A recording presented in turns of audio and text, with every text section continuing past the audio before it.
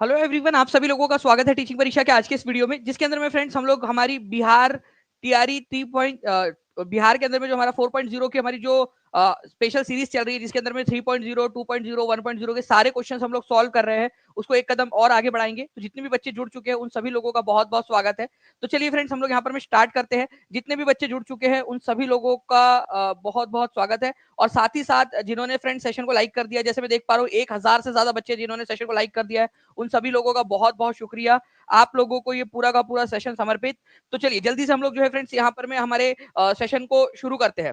देखिए फ्रेंड्स, पहला क्वेश्चन आप लोगों को आपकी स्क्रीन के ऊपर में ये रहा। आपको बताना है कि ऑक्सबो लेक, चाप झील जिसको कहा जाता है, वो जो है बेसिकली कहाँ पाई जाती है? ग्लेशियर में, रिवर वैलीज में, डेजर्ट में, ठीक है? More than one of the above, none of the above. अब ये ऑक्सबो लेक होती क्या है या चाप झील होती क्या है, इसको समझने की आप लोग कोशिश करिए।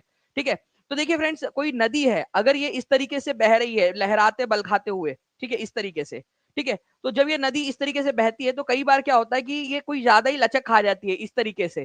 ठीक है, ये लचक खा गई, ठीक है, और फिर यहां से बहना स्टार्ट होती है। तो ये क्या होगा, अब ये जो पानी आ रहा था ये यहां से इस तरीके से, ठीक है, पानी जो आ रहा था अब वो यहां ना जाते हुए यही से मुड़ जाएगा, और ये वाला जो है आप लोगों का एक लेक के तौर पर एक अलग थलग पड़ जाएगा, ये इस एरिया को, ये, ठीक है। तो इसको चाप झील या ऑक्सबो लेक कहा जाता है।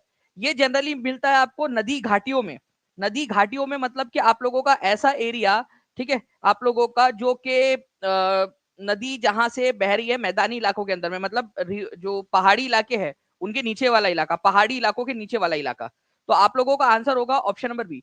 तो नदी जो है ये ऐसे आड़ी टेढ़ी जो बहती है ना नदी, इसको नदी को चाप जो है क्या कहा जाता है? मिएंडर कहा जाता है, मिएंडर, मिएंडर्स, ठीक है, मिएंडर कहा जाता है। ओके, और उसके बाद में इसको हिंदी में क्या बोलते हैं इसको? ठीक है, सर्पाकार, ठीक है, सर्पाकार आकार के अंदर में जो है नदी बहती है। लेकिन ये सर्पाकार आकार में बहते हुए वो कई बार ज्यादा लचक खा जाती है और उसका जो है ऑक्सबो लेक या चाप झील बन जाती है। ठीक है, तो ये आप लोगों का आंसर हो जाएगा option number B, river valleys के अंदर में बनती है ये आप लोगों की। ठीक है, आंसर आप लोगों का हो जाएगा ये ऑप्शन नंबर बी। ठीक है, विसर्प भी इसको कहते हैं, सर्पाकार, या फिर इसको विसर्प भी कहा जाता है, ये भी याद रखना है आप लोगों ने, एक पॉइंट और है। ठीक है, ये सर्पाकार को, ठीक है, हिंदी के अंदर में विसर्प भी हम लोग ट्रांसलेट कर सकते हैं, विसर्प। ठीक है, सर्पाकार मिएंडर को। चलिए नाउ फ्रेंड्स, आगे बढ़ते हम लोग। इसका आंसर तो आपका रिवर वैली हो गया, चापागार। मैं आप लोगों को आप एक गुड न्यूज दे दूं कि आज 5 बजे, ठीक है, आपकी यूट्यूब टीचिंग परीक्षा के यूट्यूब चैनल के ऊपर में ज्योग्राफी की एक सीरीज हम लोग स्टार्ट कर रहे हैं। जितने भी बच्चे, आप सभी के सभी लोग देख रहे हैं, एग्जैक्ट डॉट 5 बजे आ जाना है आप सभी लोगों ने। ठीक है, सभी लोग अगर समझ में आ गया है तो हाथ ऊपर करके बता दीजिए, जी सर बिल्कुल 5 बजे पहुंच जाएंगे। आज 5 बजे आप सभी लोगों के लिए ज्योग्राफी की सीरीज स्टार्ट हो रही है, कंप्लीट ज्योग्राफी की। हम उस ज्योग्राफी के सीरीज के अंदर में आप लोगों के लिए जो मोस्ट इंपॉर्टेंट ज्योग्राफी के क्वेश्चन है वो करवाने वाले। ठीक है, चलिए, तो आप देख सकते हो फ्रेंड्स कि ये इस प्रकार से जो है, ये कई बार क्या होता है कि ये जो एरिया है ये कट जाता है और ये इधर में चाप झील आपकी बन जाती है। ठीक है, पानी इधर से बहने लगता है। नेक्स्ट, बिहार में एशिया की सबसे बड़ी और मीठे पानी की गोखुर झील है। ठीक है, ये जो ऑक्सबो लेक है इसको चाप झील के नाम से भी जाना जाता है, चाप झील, चाप, ठीक है, झील के नाम से भी इसको जाना जाता है। इसके अलावा इसको गोखुर झील भी बोलते हैं। ठीक है, तो गोकुर झील, चाप झील, ये कौन सी आप लोगों की, आप लोगों को बताना था ये। ठीक है, तो सबसे बड़ी चाप झील या गोकुर झील जो है आप लोगों की कौन सी है? कावर लेक जो है ये है, आप लोगों ने ये याद रखना है आप लोगों ने। ठीक है, इंपॉर्टेंट है ये, आप देख सकते हो ये इस तरीके से जो सबसे बड़ी झील बनी है, कावर लेक या कावर झील, आप लोगों का आंसर हो जाएगा। ओके, तो गोखुर झील इस तरीके से घुमावदार तरीके से बनती है, अभी मैंने आपको समझाया। ठीक है, और एशिया की सबसे बड़ी जो गोकुर झील है वो है कावर झील। ठीक है, कावर झील जो है कौन से जो है इसमें है, आप लोग मुझे बताएंगे जल्दी से कमेंट करके। कावर झील आप लोगों को कौन से जिले में मिलेंगी?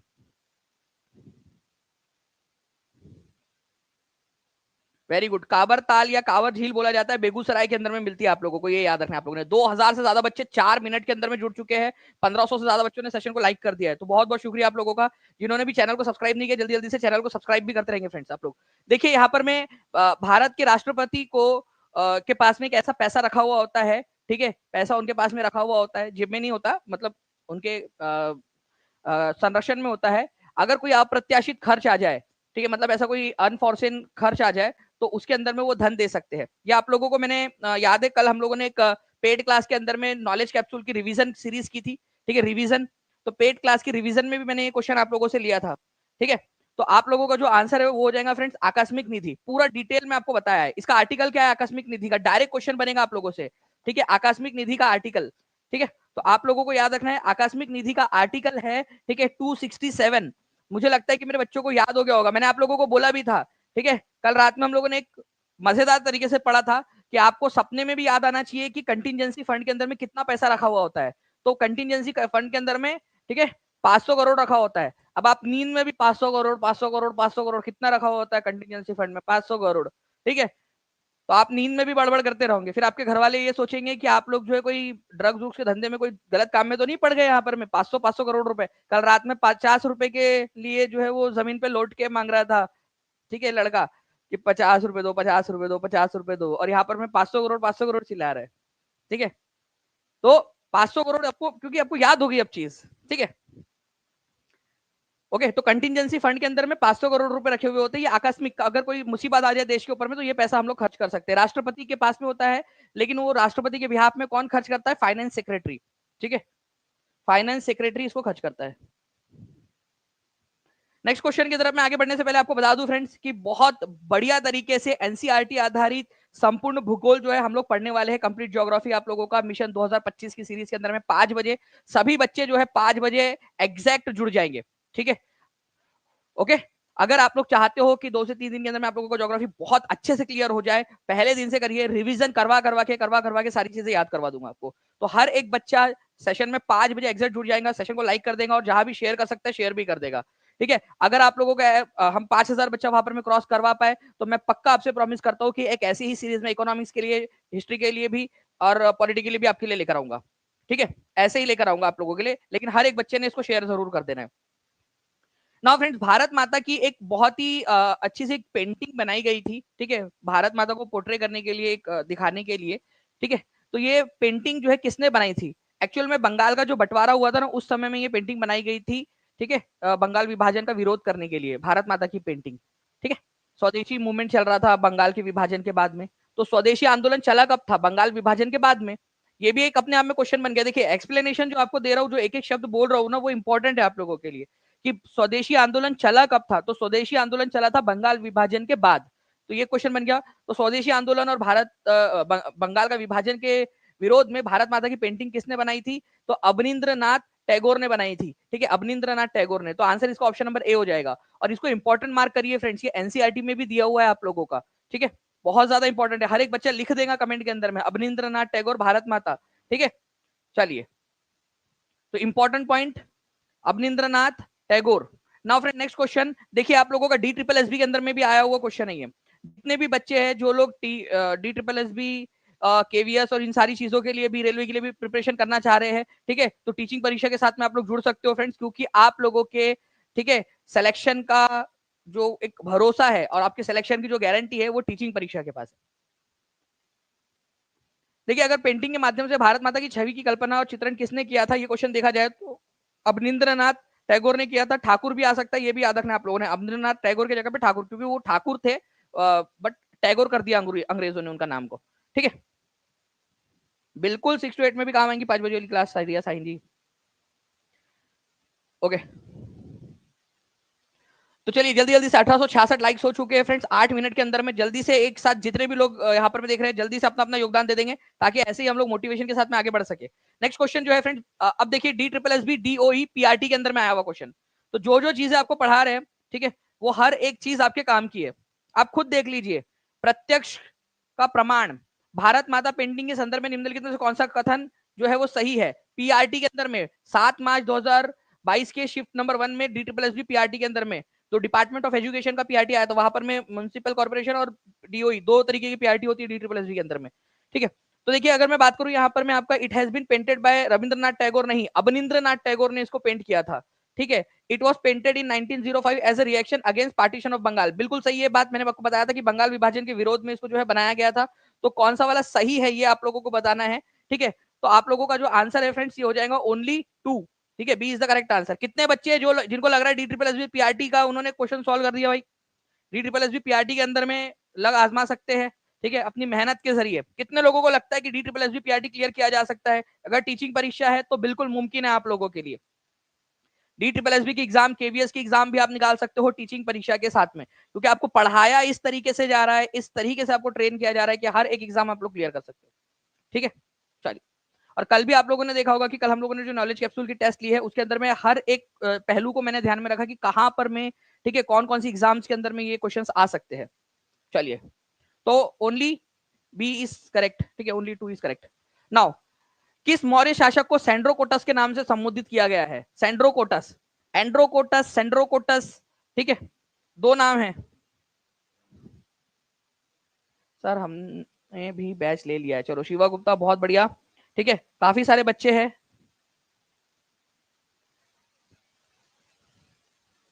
जो ऑलरेडी ज्वाइन हो चुके हैं और पढ़ भी रहे हैं बीपीएससी के साथ में, केवीएस भी और DSSB भी टीचिंग परीक्षा के साथ में एक साथ कम से कम 10 एग्जाम क्लियर करनी है। Which Maurya ruler has been addressed as Sandrocottus? देखो, इसको सेंड्रोकोटस और एंड्रोकोटस भी बोला जाता था, एंड्रोकोटस भी बोला गया है, सेंड्रोकोटस, एंड्रोकोटस, ये बोला गया है तुम्हारे चचा के लड़के चंद्रगुप्त मौर्य को। तो चंद्रगुप्त मौर्य को सेंड्रोकोटस और एंड्रोकोटस, ठीक है, ये नाम से, उनको चंद्रगुप्त बोलना नहीं जमता था उनको, ठीक है, तो चंद्रगुप्त बोलना नहीं जमा उनको, ठीक है, तो उनको सेंड्रोकोटस या एंड्रोकोटस बोलते थे वो लोग। जीतू सिंह भी बोल रहे हैं सर हमने भी ले लिया, चलो बहुत बढ़िया जीतू सिंह जी, ठीक है। तो ये आप लोगों ने याद रखना है फ्रेंड कि चंद्रगुप्त मौर्य जो है उनको सेंड्रोकोटस या एंड्रोकोटस कहा गया है, ठीक है। उसका जो लड़का था बिंदुसार, उसको कहा गया है, ठीक है, अमित्रोचेटस, अमित्रो, ठीक है, अमित्रोचेटस। पता है आपको अमित्रोचेटस नाम क्यों पड़ गया? अब आप लोग सोच रहे होंगे सर बिंदुसार और अमित्रोचेटस तो कोई तो बैठ ही नहीं रहा, चंद्रगुप्त का सेंड्रो, चैंद्रो, सैंड्रो, एंड्रो बन गया होगा, ये बिंदुसार का अमित्रोचेटस कैसे बन गया? मैं बताता हूं आप लोगों को, ठीक है। ये बना इस तरीके से, बिंदुसार जो था उसको बोला जाता था अमित्र घात, ठीक है, अमित्र घात, मतलब जो उसका दोस्त नहीं है उसकी हत्या करने वाला, अमित्र घात। तो अमित्र घात का उन्होंने कर दिया अमित्रोचेटस, ठीक है, अमित्र घात का अमित्रोचेटस का डाला उन लोगों ने, ठीक है। तो अमित्र घात किसको कहा जाता था? तो चंद्रगुप्त का लड़का जो था बिंदुसार, उसको अमित्र घात कहा जाता था, और उसको ग्रीक लोगों ने अमित्रोचेटस का डाला। चंद्रगुप्त मौर्य का उन्होंने सेंड्रोकोटस, एंड्रोकोटस का डाला। बेटा तुम लोग भी इधर आओ, हम तुम्हारा भी कुछ ना कुछ करते हैं। हमारे मतलब जितने भी नाम है, चंद्रगुप्त, क्या इसमें दिक्कत क्या है? चंद्रा किसी का, चंद्रू किसी का नाम होगा यहाँ पर में, बिंदु नाम होगा, बिंदु, हमारी प्यारी बिंदु, ठीक है। तो नाम हो सकता है, कुछ भी कर देते ये लोग आएंगे, अपन भी इनके नाम का ऐसे ही करेंगे यहाँ पर में। वैसे कुछ लोग करते भी है आजकल कि भाई कुछ भी नाम रहता है उनका, ठीक है, अलग अलग से नाम उनके बना देते हैं। जिसको चाहिए उच्च शिक्षा वो जुड़े विद टीचिंग परीक्षा। बिस्मार्क जी, क्या बात है। चलिए आगे बढ़ते हैं हम लोग फ्रेंड्स। यहाँ पर में चंद्रगुप्त मौर्य को कहा गया था। नाउ फ्रेंड्स, आगे बढ़ने से पहले एक बार फिर से बता दूं आप लोगों को कि आप लोगों की भूगोल की, ठीक है, संपूर्ण ज्योग्राफी, कंप्लीट ज्योग्राफी की क्लास आज से स्टार्ट होने वाली है। आप लोगों की हर एक बच्चा शार्प 5 बजे अलार्म लगा लीजिए, आप लोग 4:58 का 4:58 का अलार्म लगा लीजिए, ताकि आप लोग बिल्कुल आके रहे। और उतने देर में, जितने देर में मैं सेशन स्टार्ट कर रहा हूँ, उतने देर में सेशन को लाइक कर देंगे आप लोग 5 बजे वाले को, और जहां जहां शेयर कर सकते हो शेयर भी कर देंगे। जैसे ही 5,000 होंगे, मैं आप लोगों से प्रॉमिस कर रहा हूँ कि मैं आप लोगों को इकोनॉमिक्स की, पॉलिटी की, हिस्ट्री की भी ऐसी ही एक सीरीज आप लोगों के लिए लेकर आऊंगा, जैसे अभी ज्योग्राफी की कर, ठीक है, आप लोगों की जिम्मेदारी। नाउ फ्रेंड्स, नेक्स्ट क्वेश्चन है आप लोगों का, इसका बताइए यहाँ पर में।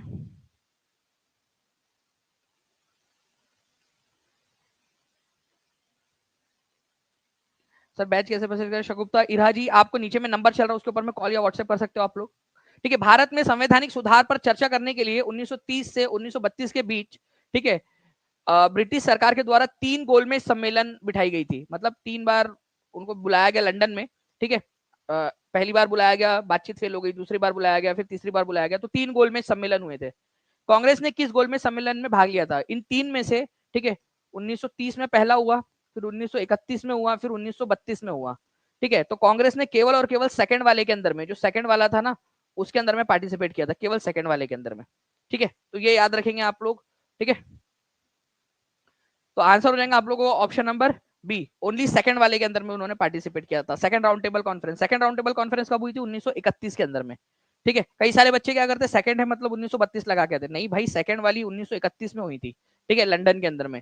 गांधी जी ने प्रतिनिधित्व किया था कांग्रेस की तरफ से, ठीक है। तो ये भी एक इंपॉर्टेंट पॉइंट है, याद रखिएगा आप सभी के सभी लोग, ठीक है। भीमराव अंबेडकर और तेज बहादुर सप्रू, इनके अलावा और भी लोग थे जो तीनों गोलमेज सम्मेलन में गए, लेकिन ये इंपॉर्टेंट लोग हैं आपके, ठीक है। चलिए तो 1931 में हुआ था, 1931 सितंबर से लेकर दिसंबर तक आयोजित हुआ था ये। ठीक है, ये पूरा का पूरा हम लोग पेड क्लास के अंदर में जो है आपके नेशनल मूवमेंट के अंदर में हम लोग इसको डिटेल में पढ़ने वाले हैं। ठीक है, उसके बाद में और क्वेश्चंस भी आप लोगों को करवाऊंगा मैं। सर्वोदय आंदोलन शुरुआत किसके द्वारा की गई थी? इंपॉर्टेंट मार्क करो आप लोग, सर्वोदय आंदोलन। ठीक है, सर्वोदय आंदोलन की शुरुआत किसके द्वारा की गई थी?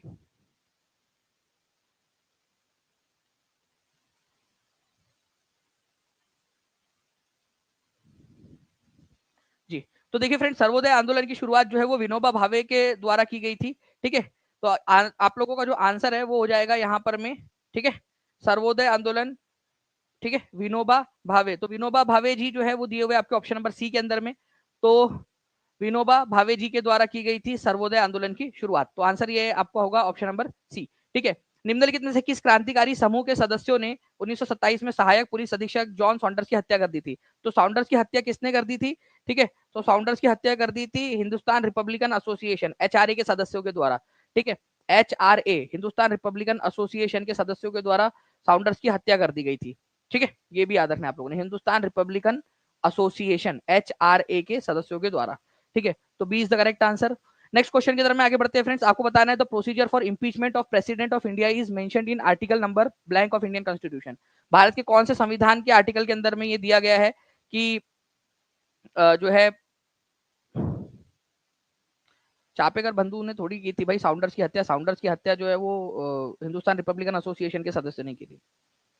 ठीक है, तो अगर मान लीजिए कि जो राष्ट्रपति उनको हटाना है, तो राष्ट्रपति को हटाने की जो प्रक्रिया है आर्टिकल नंबर 61 के अंदर में आप लोगों को दी गई है, 61 के अंदर में। ठीक है, तो आर्टिकल नंबर 61 में दिया गया है। और अभी हमारे भारत की ये कौन से नंबर की राष्ट्रपति है, जल्दी बताइए जल्दी से। द्रौपदी मुर्मू भारत की कौन से नंबर की राष्ट्रपति है?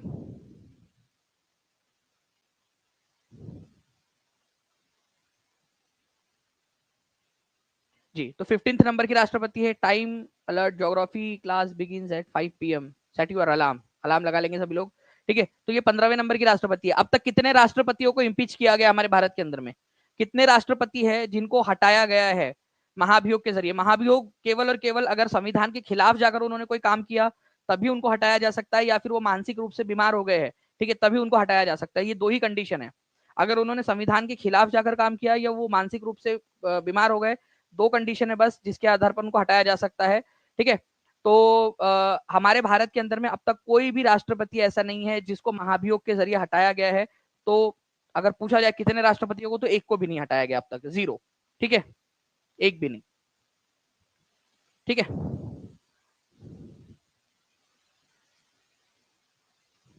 चलिए नेक्स्ट जो है फ्रेंड्स आप लोगों का जो है आर्टिकल, जैसे भारत के पास में एक राष्ट्रपति होगा, there will be a president of India, एक राष्ट्रपति होगा। ठीक है, तो ये आर्टिकल नंबर 52 में दिया है। राष्ट्रपति भारत सरकार के जितने भी कानून है या भारत सरकार की जितनी भी शक्तियां है वो किसके पास में होंगी? एग्जीक्यूटिव पावर वो राष्ट्रपति के नाम पर यूज की जाएंगी। तो कार्यकारी शक्तियां केवल नाम मात्र के लिए किसका नाम यूज किया जाएगा? राष्ट्रपति का, कि राष्ट्रपति ने ये किया, राष्ट्रपति ने ये आदेश जारी किया, राष्ट्रपति ने ये नोटिफिकेशन निकाला। तो जो भी चीजें हैं वो राष्ट्रपति के नाम पर की जाती है। ठीक है, हमारे देश के अंदर में वो आर्टिकल नंबर 53 में दिया हुआ है। और राष्ट्रपति को हटाने की, महाभियोग चलाने की प्रक्रिया ये दी गई है आप लोगों की आर्टिकल नंबर 61 के अंदर में। ठीक है, सारे अगर आप लोग बोलोगे मुझे तो मैं सारे आर्टिकल्स के ऊपर में क्वेश्चंस बना के आप लोगों को करवा सकता हूं। ठीक है, ओके। नेक्स्ट, ब्लैंक को दिसंबर 1929 में लाहौर में अपने वार्षिक अधिवेशन में भारतीय राष्ट्रीय कांग्रेस का अध्यक्ष चुना गया था। बताइए इसका आंसर क्या होगा? तो 1900 जो है फ्रेंड्स यहाँ पर में 29 के अंदर में, ठीक है, ये सेशन लाहौर में हुआ था। कौन सी रिवर थी वहां पर में, कौन सी रिवर के किनारे पे ये सेशन हो रहा था, जल्दी बताएंगे आप लोग? तो जवाहरलाल नेहरू उसके अध्यक्ष थे। और इस लाहौर अधिवेशन के अंदर में ही, ठीक है, पूर्ण स्वराज का प्रस्ताव पास हुआ था, पूर्ण स्वराज।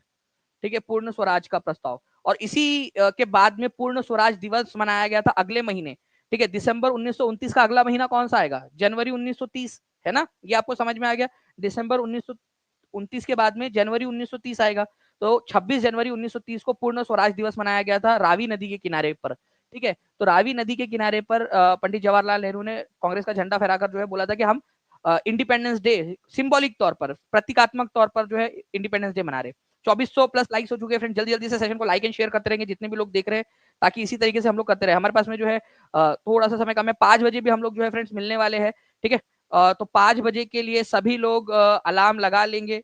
हर एक बच्चा जो भी टीचिंग परीक्षा के पेड कोर्सेज के साथ में जुड़ना चाहता है, ठीक है, नीचे में आप लोगों का नंबर चल रहा है फ्रेंड्स, नीचे में नंबर आप लोग उसके ऊपर में कॉल या व्हाट्सएप कर सकते हो, आप सभी के सभी जितने भी लोग हैं, ठीक है। आप लोगों के लिए 7611101101, ठीक है, 96978844, और साथ ही साथ आप लोगों के लिए एक और गुड न्यूज जो है फ्रेंड्स आने वाली है, जितने भी बच्चे आज रात तक ले लेंगे उन लोगों के लिए कि हम टीआरई 3, ठीक है, जो कैंसिल पेपर हुआ था, और टीआरई 3 री एग्जाम, उसका एक चैलेंज रखने वाले पेड स्टूडेंट्स के लिए, ठीक है, उसके एक टेस्ट करके उसको टेस्ट फॉर्मेट में, ताकि आप लोगों को एक और मोटिवेशन, एक और तरीके से, देखिए हर एक संभव तरीका जो आप लोगों को पढ़ाई के लिए अग्रसर रख सके, जो आपको पिंच कर सके आगे बढ़ने के लिए, ठीक है, आपको मेंटर कर सके, आपको गाइड कर सके, आपको बोल सके कि पढ़ो पढ़ो पढ़ो, ठीक है, हर वो संभव चीज टीचिंग परीक्षा ट्राई करेगा।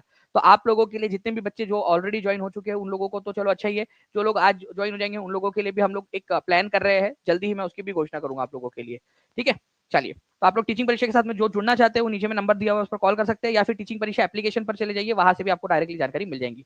ओके, चलो, thank you very much friends, take care and bye, God bless you all, thank you very much, bye, thank you.